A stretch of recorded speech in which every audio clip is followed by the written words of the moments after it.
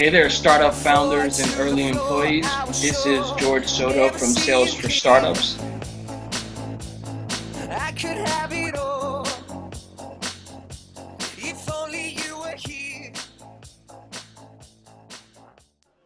Hey, startup founders and early employees. This is George Soto with Sales for Startups. Hope all is well. Today I'm actually with Russ Thau. He's the director of sales at Intercom. Russ, how are you doing? No, I'm doing fine. Thanks, George. Well, thanks. I really appreciate you taking the time to chat today. I had mentioned earlier that I was at a venture capital like growth dinner, and everyone kept talking about Intercom and how awesome it was. And so I started doing research on the company, and then of course I found you and really wanted to pick your brain on some of these topics. So I really appreciate it. You know, it would be awesome if you could kind of tell the audience a little bit about how you got into sales. Yeah, no problem. So the name's Russ. I run sales at Intercom. And so I was the first sales hire at Intercom. We've been predominantly a self-service model, and we still are a self-service model. But now the sales team is working what you might call our higher value customers. And before Intercom, I've worked at a variety of companies. I've worked at companies that have raised $100 million and never sold anything.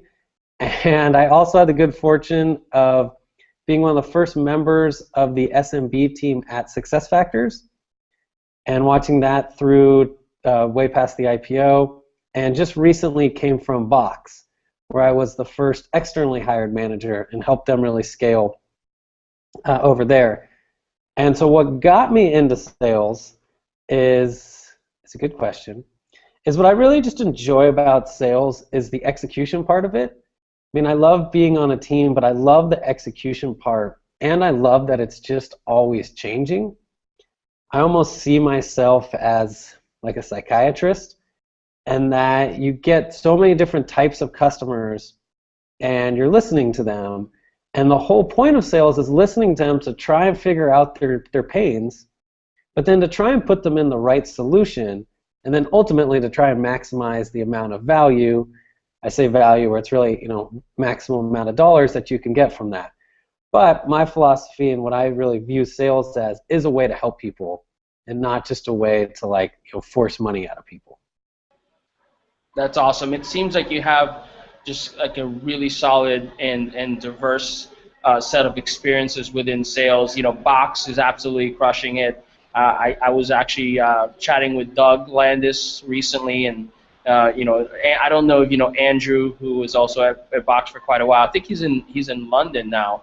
But yeah, it's a great organization. What tips would you give an early stage startup when that's focused on, let's say, launching a B2B tech company? What tips would you give them in terms of things that they can do early on to kind of build the foundation for sales success? Yeah, and what's been interesting, so I'll give two answers here, is I'll give you my current experience now, and what I've really enjoyed about Intercom is that we had like thousands of customers before hiring our first salesperson. And what that allowed me to do is just have instant inbound conversations. So we already had a customer base, we could start going through the data, and we started to know what type of companies we already work with. And my advice and what I did is that, as I've started sales groups and sales organizations, is just go. Is at the very beginning, speak to as many customers as possible. Don't think about it, but just go. And afterwards, start collecting all the data. You'll find trends just start to appear. But I find too many people think about it. I think the best approach is really to just get out there and just start talking.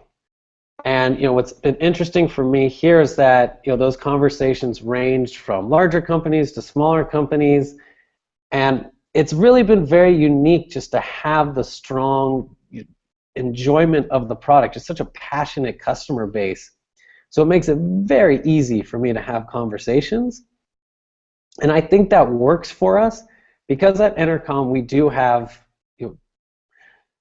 relatively speaking, a lower price point. So that allows us to speak with smaller companies, and I'm talking to their founders, and they're all understand exactly what we're doing. Now, if I were to parallel that, is that when I started at SuccessFactors, it was very much more of a, hey, we need to just talk to as many people and figure out what we need to build. Now, the price points were much higher, and so we didn't want to invest a lot of resources building something that maybe somebody didn't want. So sales almost became a little bit more market research first to find the market fit before we really invested heavily on building for it. Now, obviously, SuccessFactors was acquired for $3.4 billion. That worked. And at Intercom, we're doing very well, and this is working in its own way. So I think both are successful, but I think, if I had to kind of summarize back there, in sales, just go. It's at the very beginning, don't think about it too much. Just talk to as many people that you possibly can. Now, you talked about gathering data and kind of deriving insights from that data over time. What infrastructure do you set up for that? Do you set up Salesforce and start tracking like number of emails sent, and do you have any tools that you would recommend? Yeah, so I actually just use my mind. I actually find that I sort of break my sales world into 3 to 4 things. Is that I'm focusing on deals, I'm focusing on process, I'm focusing on recruiting, then I'm focusing on employee development. Right now, Intercom's so, as far as sales goes, early, that all I'm focusing on is deals. So like the process, the infrastructure, what tools we use, that's actually coming up for me now. But for like the past year, I haven't really cared about it. All I've cared about, and we have notes scattered in notebooks and Google Docs and in Quip and like all sorts of tools all over the place. And I think that's the whole point, is that you don't want to fit your process. You don't want to fit to a tool. You don't want to think about what tool do I need. It was more, I just need to talk to customers. And let's just go talk to them. And I would use a spreadsheet to kind of organize myself. So I think now that I'm getting at a point where I have 3 salespeople, and then I have 2, which you historically would call like an SDR. And that now we're getting to the point where, yeah, we've implemented Salesforce. It's just kind of like the only tool out there. I would love to find something else. But it is what we've settled on. And now we're getting at more of the data in terms of pipeline tracking. And then I think activity tracking and things like that come way, way longer. Right now, don't worry about that. It's just purely, are we talking to the right people? Do we have the right message when we talk to them? And are our reps closing deals? And that's really it. So we're just really looking at dollars right now. Awesome. What is Intercom in you talk about messaging, in your words, what would Intercom be, and how is it leveraged today? Yeah. So Intercom at kind of a very high level is we're a communications platform. And what's unique about us is that we live inside your product. And I'll give you a personal example, is that when I joined Intercom, I wanted to talk to as many people as possible. So what I actually did is in Intercom, I set up a message to go out to people that after they sign up, that after a day, if they have not entered a credit card, meaning they're not paying us, they actually receive a auto message from me. And in that auto message, I'm saying, introducing myself and asking if they wouldn't mind talking with me. Historically, this is something I would have to email everybody, and I have to do manually, and I'd have to try and find who to talk with. The greatest part is that through Intercom, I was able to collect these users, and then my messages, which feel very personal, you can change your templates, but this one looks like it has my picture in it. It looks exactly like I just sent it to you, but they're timed. And I had these messages go out via email, but the best responses I got are that I could actually have these messages appear in the product. So when they're in Intercom, when they're thinking about Intercom, they got a very well-designed message from me in the product, and they would reply, and then I would reply back, and we'd schedule a time to talk. So that's just one use case of Intercom. But then we have our, if you think as you get more traction, you can set up these messages to help more convert them. So, hey, let's push them to take the next action in the product. Or, hey, we haven't seen you in a while. Let's try and retain you back to the product. So we do work with a lot of internet companies that have mobile or web applications to help with that. Is that as these messages go out, you can determine, do I want people to reply to it, or am I just sending them to promote the next action they should be taking in the product? And then at the end of the day, we use Intercom because I can see all my users. So I can go in and I can, historically I've worked at companies that have Salesforce, they have some internal database, they have some marketing tool over here, they have a support tool over here, and you don't have any clue who's actually talking with the customer or what the actual history of that conversation is. Whereas all we do is, oh, like George came to visit us, great, let me go look him up, I'll see what he's doing in the product, I see how long he's been there, I see how much he's paying, I see that he's talked with support, I see that he's talked with somebody, another salesperson. I have my full history, and we can pick up the conversation. Whereas in other tools and other environments, I would have no clue what you'd actually said to us, and I'd be scrambling, and then it wouldn't really look like we understand who you are. Whereas now it's just this more personal feeling when we actually interact. That's really awesome. That sounds fantastic. I mean, I just, as you were talking, I kept thinking about all the sales specific, use cases there, and that's incredibly powerful, especially with all SaaS and software and mobile, of course. That's awesome.